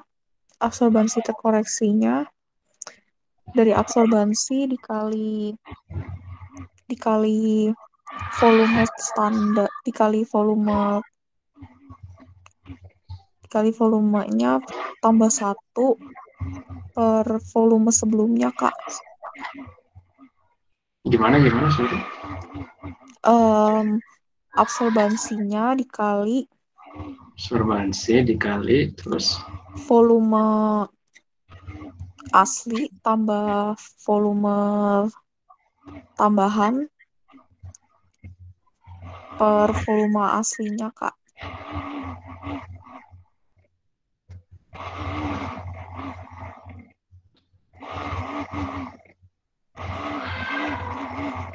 Volume sebelumnya, Kak. Iya. gitu. Iya, Kak. Ya, itu ya caranya. Nah, jadi apa namanya? Kalau misalkan teman-teman lihat di sini, ini kan persamaannya itu persamaan linear begitu ya. Ini kalau misalkan dilihat-lihat ini adalah C gitu, atau perpotongan sumbu Y. Kemudian di sini itu adalah gradiennya M dan di sini X. Kenapa begitu? Karena di sini kan yang ditunjukkan itu adalah volume larutan standarnya gitu ya, yang divariasikan dan menghasilkan transmitansinya yang berbeda begitu. Dan ini bisa dikonversi ke absorban dengan perlu dipertimbangkan koreksinya terlebih dahulu begitu ya. Dan ketika teman-teman sudah ketemu persamaan garisnya gitu, misalkan sudah diperoleh begini, nah itu tinggal ditentukan saja gradiennya berapa gitu, y-interceptnya berapa, nanti bisa dicocokkan dengan data yang ada di sini. Ya, misalkan gini, misalkan ketemu gradiennya itu adalah ya 3 lah, anggap. Dan kita lihat kalau misalkan di sini itu nilai gradiennya itu adalah K dikali konsentrasi standar. Konsentrasi standarnya kan tahu ya, karena yang namanya juga standar begitu. Berarti konsentrasi standar dikalikan K sama dengan 3. Nah, nanti diperoleh K-nya itu berapa? Udah dapat. Nah, kalau misalkan mau tahu konsentrasi sampel kan berarti kan tinggal dari sini aja. Dapat y-intercept-nya udah, berarti ini B deh biar nggak ini pusing-pusing. Berarti kan B itu sama dengan kalau lihat dari persamaan itu K dikali konsentrasi sampel dikali volume sampel. Volume sampelnya tadi udah ada di soal, K-nya udah ketahuan dari gradien, tinggal cari deh konsentrasi sampelnya berapa. Jangan lupa absorbansinya ini juga harus dikoreksi sebagai akibat dari penambahan volume. Kayak gitu caranya. Nanti kalau buat perhitungannya ini lebih mending pakai Excel begitu ya. Jadi nanti nggak usah mempersulit diri hitam pakai kalkulator sendiri gitu guys. Pas lagi ngerjain tuh buang-buang waktu. Pakai Excel aja. Rumusnya kan udah ada gitu ya. Terus tinggal masukin aja formulanya ke situ. Gitu deh.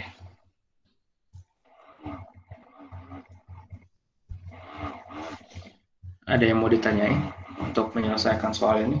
Mungkin perhitungannya nggak saya kerjakan ya, supaya kita nggak terlalu membuang waktu.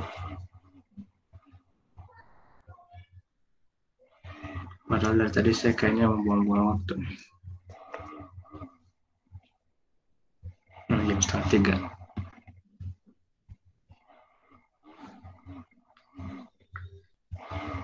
3. Ada yang masih bingung kah?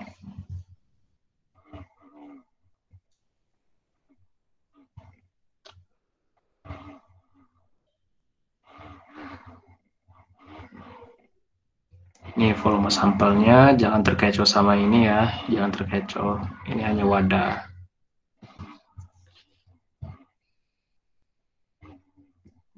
Diaduk, kemudian diukur persen transmitannya begitu. Ngomong-ngomong di sini kenapa ditambah padatan BHCl2 sih? Kalau saya tanya, dalam larutan NaCl HCl lagi. Ya kan Itu buat mencegah pembentukan kristal mikro barium sulfat, Kak.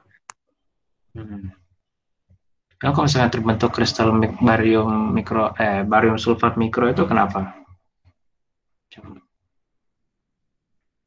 Karena barium sulfat itu tuh kan sangat cepat mengendapnya, jadi lebih cepat membentuk kristal, Kak.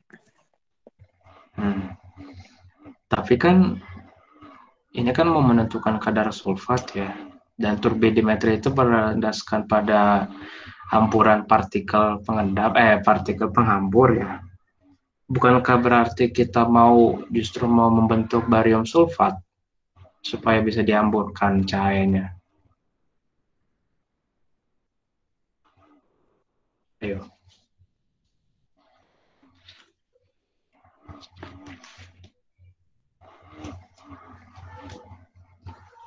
Kan kalau masih dalam larutan kadar sulfat kalau masih dalam larutan ukurannya kecil ya sulfatnya. Nanti alih-alih dihamburkan justru malah diserap lagi cahayanya. Kan nggak ada yang tahu. Gimana tuh? Kenapa ditambahin barium klorid?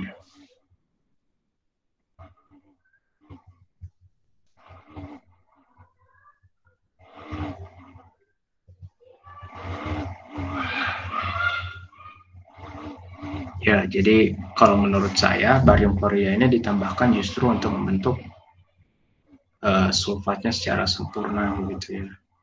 Sehingga nanti si partikel barium sulfatnya itu dapat menghamburkan cahaya dari sumber cahaya begitu sehingga hamburannya itu bisa diukur. Jadi menurut saya adanya barium klorida itu untuk itu. Ada yang nggak setuju? Kita diskusi aja guys. Setuju sih, Kak. Oke. Ya barangkali nanti ditanya begitu ya. Ya nggak ada yang tahu. Berarti untuk soal yang nomor 2 ini udah. Nanti untuk sisanya teman-teman boleh kerjakan sendiri begitu ya.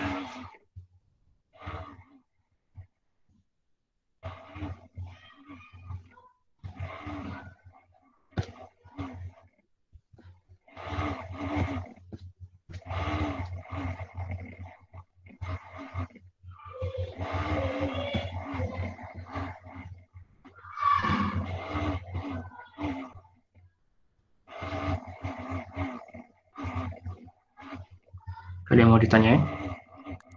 Kak, request bahas sinar X boleh nggak yang itu yang bagian menentuin komposisi terus habis itu alfa K betanya gitu, Kak.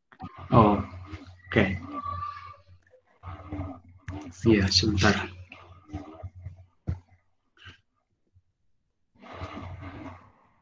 Kalau menentukan komposisi itu ini ya metode XRF ya, bukan XRD. Karena kalau setahu saya Kak, yang XRF.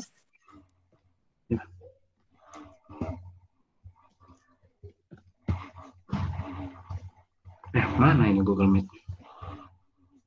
Kok hilang? Oh ini dia. Bentar ya.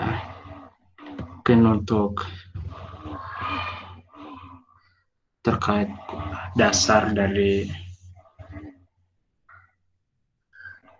sumber CUK alfa itu maksudnya apa gitu ya. Kan biasanya itu bentuk garis aja udah nggak lurus. Biasanya bentuknya itu gini kan ya.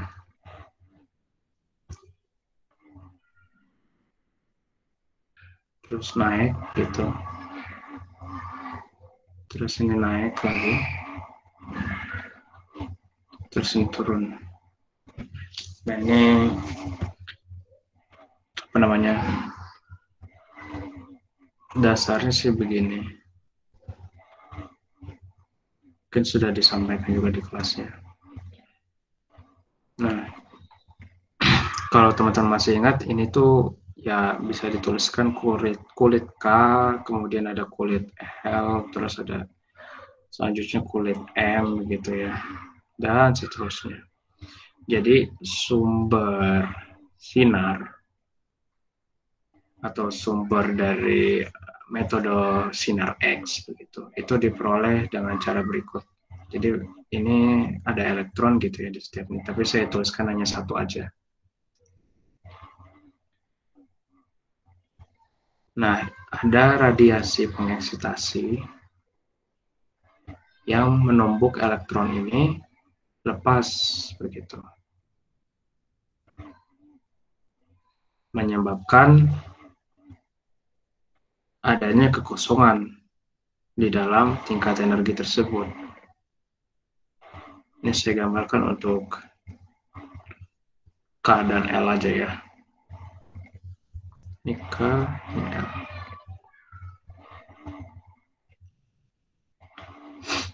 Ini kan kosong gitu ya, nggak ada elektronnya. Nah, untuk mencegah kekosongan tersebut dalam artian terjadi destabilisasi akibat ketidakseimbangan elektron, elektron yang ada di kulit L ini dia akan turun untuk menutupi kekosongan tersebut. Diikuti dengan radiasi sinar X.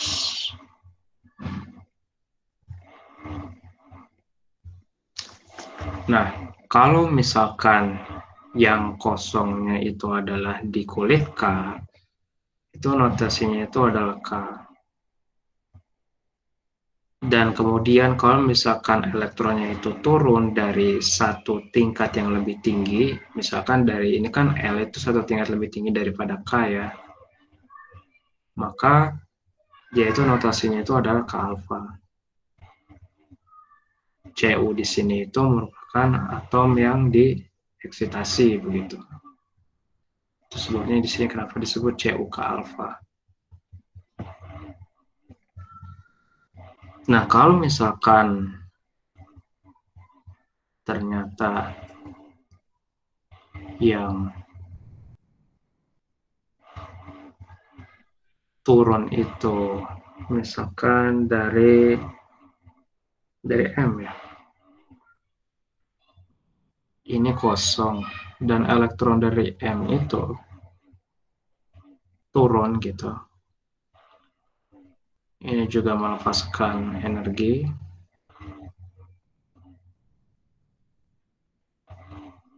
Nah, ini notasinya masih tetap K, tapi karena turunnya itu 2 tingkat energi lebih atas daripada K, makanya notasinya itu adalah K beta. Gitu.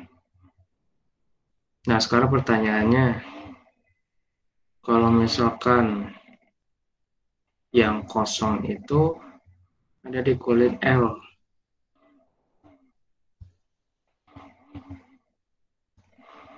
dan yang turun itu dari M. Ini namanya sinar apa kalau dikeluarin sinar?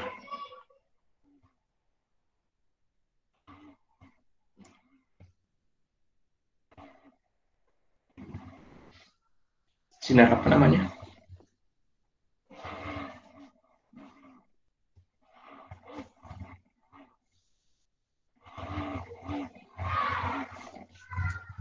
Kursornya kemana ya? K Karena yang kosongnya ada di L, berarti L alfa atau beta atau gamma atau epsilon atau zeta atau apa?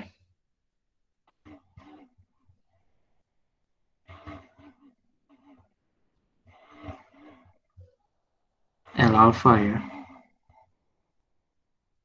Kenapa L alfa? Karena yang kosongnya itu ada di kulit L, gitu, kekosongan elektronnya, dan elektron itu turun dari satu tingkat lebih atas. Ingat, jadi kalau alfa itu berarti elektron turun dari satu tingkat lebih atas, kalau beta itu dua tingkat lebih atas, gitu, dan seterusnya kayak begitu. Untuk KLMN-nya itu disesuaikan dengan di mana posisi elektronnya itu dikosongkan. Kurang lebih seperti itu.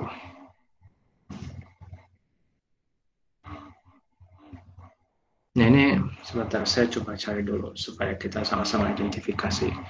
Terus kalau mengidentifikasi ini puncaknya COK alfa atau K beta gimana? Gitu, bentar ya. Ini saya lupa sumbu-sumbunya apa. Atau ada yang ingat sumbunya itu apa? Sumbu Y dan sumbu X-nya?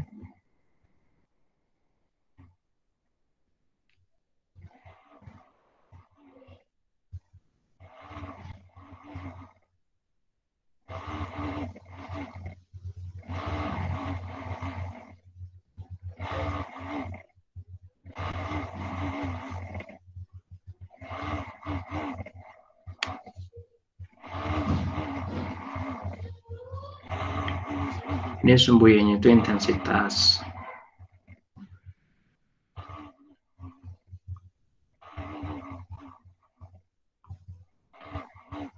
Kemudian ini itu bisa energi bisa panjang gelombang, tapi ini kita tulis panjang gelombang aja lah.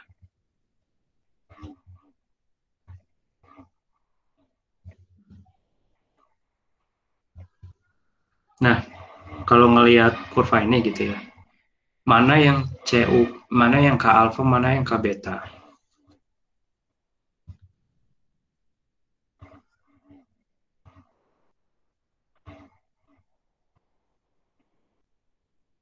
Ayo.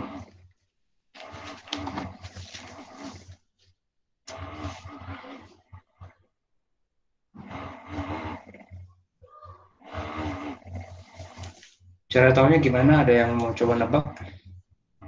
Kalau dari mekanisme yang tadi udah kita tunjukin di sini.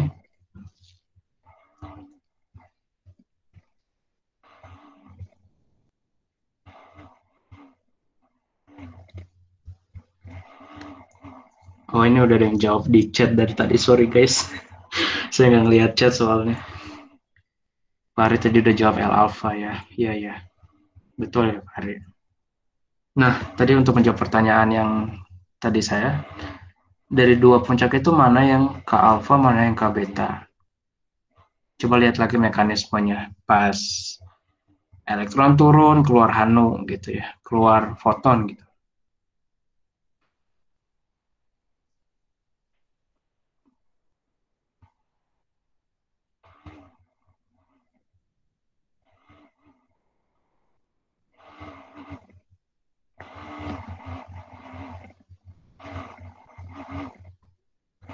Jawabannya adalah ini K alpha, ini K beta. Kenapa begitu? Nggak tahu. Enggak. Jadi kan tadi saya sampaikan bahwasannya kalau K alpha itu kan dia turun dari tingkat energi satu tingkat lebih atas begitu ya. Kalau misalkan dibandingkan sama tingkat atas lagi atau dua tingkat lebih tinggi daripada yang di sini gitu, misalkan dari K gitu ya, M, elektronnya turun misalkan dari sini gitu. Ini kan selisih energi yang lebih besar itu kan ya jelas-jelas yang ini ya kan. Berarti kalau misalkan elektron dari M itu turun ke K, maka dia akan melepaskan foton dengan energi yang cukup besar karena selisih energinya besar begitu. Energinya besar. Kalau energinya besar berarti apa? Panjang gelombangnya kecil. Nah, dari kurva ini, K alfa itu memiliki panjang gelombang yang lebih panjang daripada K beta. Sehingga kita bisa identifikasi bahwasanya puncak ini bersesuaian dengan K alfa, puncak ini bersesuaian dengan K beta. Jadi begitu.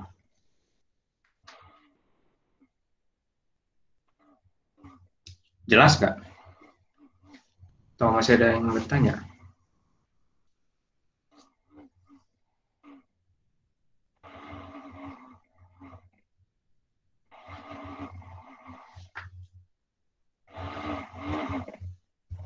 Ngomong-ngomong untuk penentuan konsentrasi dengan XRF, ini nampaknya saya akan berikan sebagai kunci jawaban aja gitu ya di 105 belajar.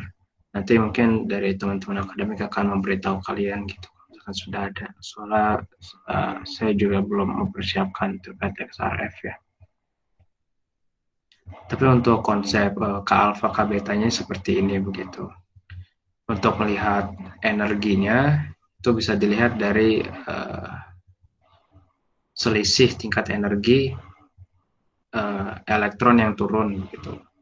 Kalau misalkan mau lihat posisi alfa atau betanya, itu lihat dari berapa tingkat elektron yang turun. Kalau misalkan hanya satu tingkat, berarti itu alfa. Kalau dua tingkat beta, kalau tiga tingkat gamma, dan selanjutnya.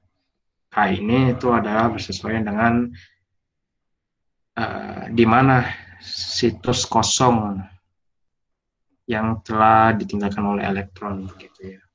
Jadi ngelihatnya begitu. Ada pertanyaan atau ada yang masih bingung?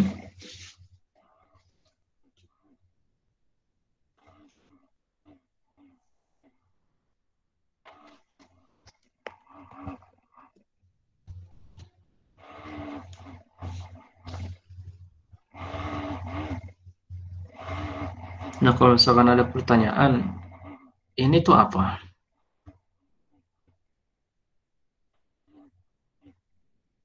Kenapa harus membukit begini?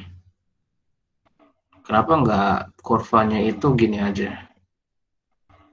Ini ada CUK beta, K beta, ini ada K alfa gitu. Udah gitu aja, ngapain ribet-ribet gambar lengkungan ini?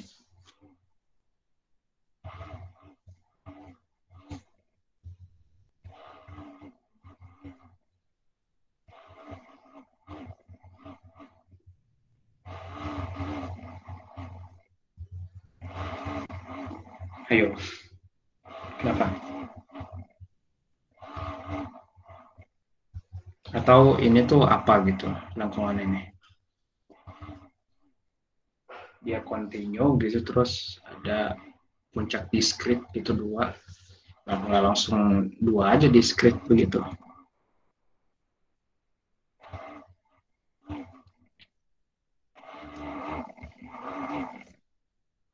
Ya, jadi alasannya gini. Kan pengeksitasi itu sebenarnya elektron juga ya, kalau saya tidak salah ingat. Jadi pengeksitasi itu yang ini, untuk melepaskan elektron.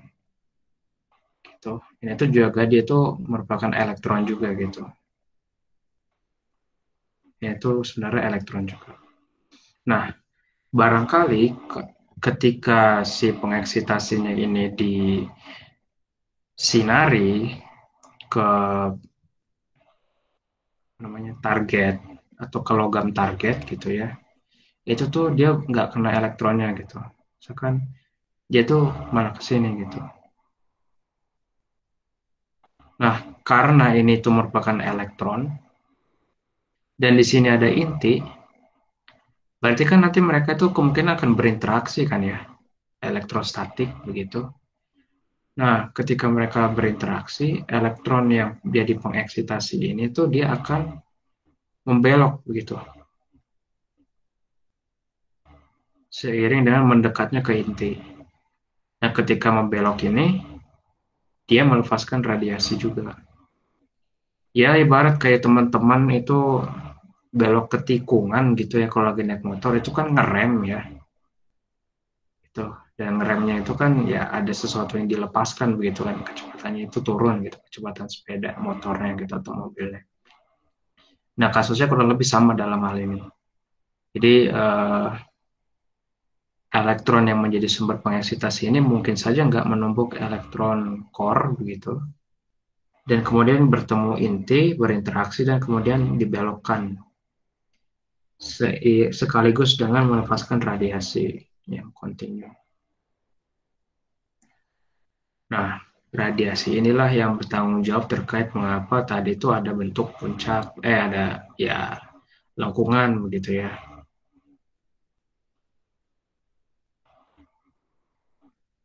Begitu. Nah, lengkungan ini atau fenomena itu disebut dengan Bremsstrahlung ya, kalau teman-teman pernah dengar gitu. Harusnya pernah sih ya, pernah disebutkan minimal. Ini saya nggak tahu nulisnya benar apa enggak. Bremsstrahlung. Namanya susah-susah banget sih, saya nggak ngerti. Tuh kan, saya aja udah salah nulis tuh. Bremsstrahlung. Nah, tuh. Jadi, pembelokan ini yang menyebabkan adanya radiasi kontinu ini. Nah, selanjutnya, ini kan ada K alfa, ada K beta ya. Ini K beta, ini ada K alfa juga. Kalau misalkan saya mau analisisnya pakai K alfa doang gitu, K betanya nggak usah, biar nggak ada absorpsi tambahan, caranya gimana?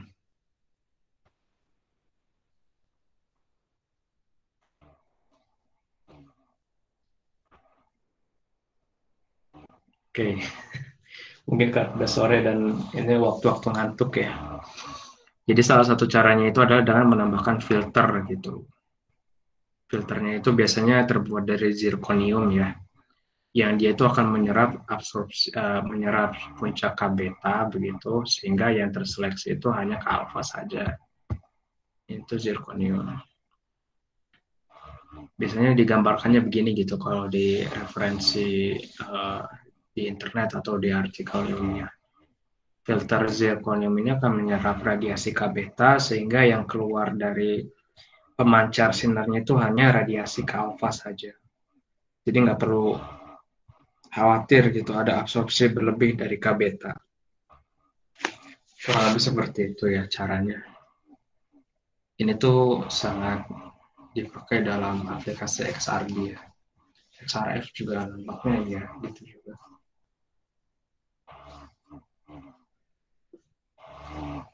Oke, itu seputar K alfa dan K beta ya.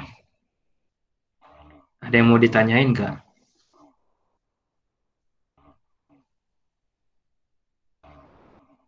Atau kayak bilang aja, Kak, salah itu penjelasannya harusnya nggak kayak gitu. Gitu.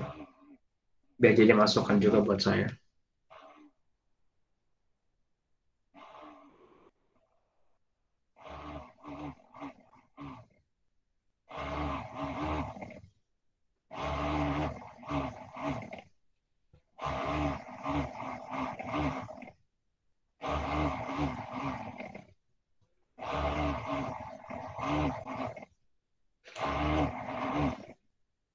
Nggak ada.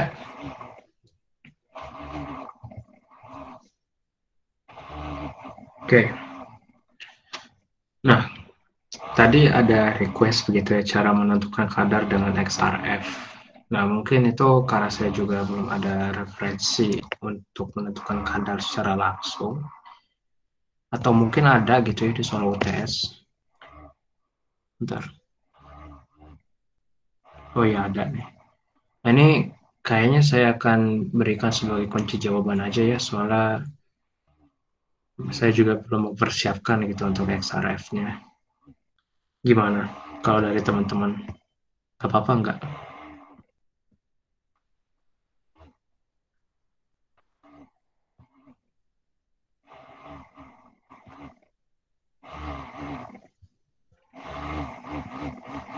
Halo? Boleh Jak, nanti aku forward. Oke.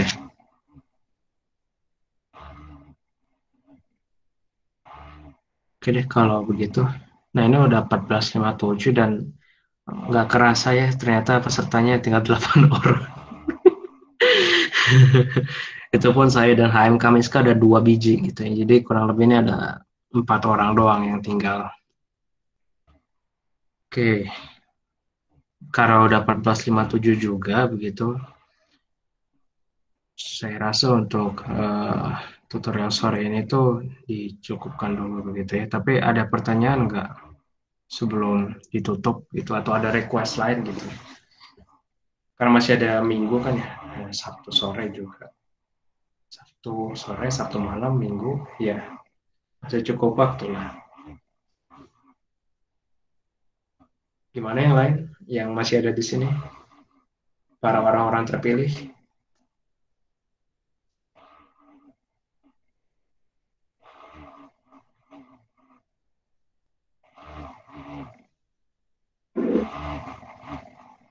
Oke, dari Nesa udah nggak ada lagi ya. Aman, ya Kak, aman.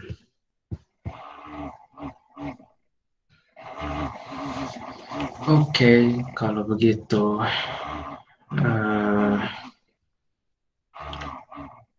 Oke deh, kalau misalkan nggak ada lagi begitu request atau pertanyaan, saya rasa saya boleh cukupkan gitu ya tutorial sore kita ini. Yang walaupun